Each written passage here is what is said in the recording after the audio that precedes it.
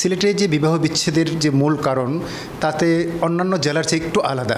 সিলেট প্রবাসী অধ্যুষিত জেলা হওয়ার কারণে বেশিরভাগ ক্ষেত্রে দেখা যাচ্ছে সিলেটের যারা মেয়েরা আছে তাদের যোগ্যতা পাশাপাশি যে সমস্ত ছেলেদের কাছে বিয়ে দেওয়া হয় এই যোগ্যতার মধ্যে একটা বিশাল একটা ফারাক থাকে।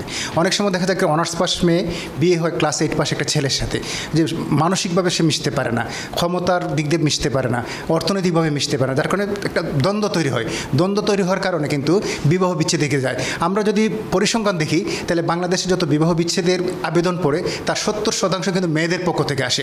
আর বিশেষত সিলেটের বিয়ের ক্ষেত্রে মেয়েদেরকেই কিন্তু বিদেশে পাঠানোর ক্ষেত্রে বেশি প্রবণতা থাকে বিয়ের মাধ্যমে। আর বিয়ের মাধ্যমে যেহেতু প্রবণতা থাকে এবং তারা যখন বিদেশে যায় অ্যাডজাস্ট করতে পারে না, রুচির সাথে অ্যাডজাস্ট করতে পারে না, সংস্কৃতির সাথে অ্যাডজাস্ট করতে পারে না, যেই ছেলের সাথে বিয়ে হয় সেই ছেলের যে অবস্থা তার সাথে অ্যাডজাস্ট করতে পারে না, সঙ্গত কারণে কিন্তু তার বিচ্ছেদের দিকে অগ্রসর হয়।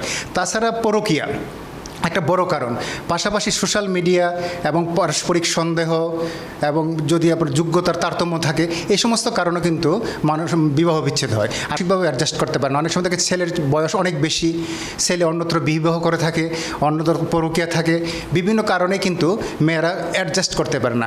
আর ইদানিংকালে আরেকটা বিষয় দেখা যাচ্ছে কি, সিলেটে শিক্ষার হার বাড়ছে এবং মেয়েদের বিয়ের বয়সটা কিন্তু বাড়ছে। অনেক মেয়ে কিন্তু দেরিতে বিয়ে হচ্ছে, দেরিতে বিয়ে হওয়ার কারণে কিন্তু বাচ্চা সমস্যা হয়, বাচ্চা ভালোভাবে নিতে পারে না।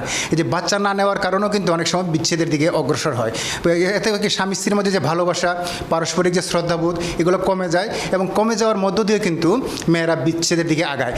আসলে কি আমরা তো আসলে লোভী বেশি, বিশেষত যদি আমরা গত 15-20 বছরের অ্যানালাইসিস করি এবং সিটি কর্পোরেশনের ডেটা যদি আমরা দেখি, সাম্প্রতিক সময়ে কিন্তু সিটি কর্পোরেশনে বিয়ের তালাকের যে আবেদন খুব বেশি পড়ছে।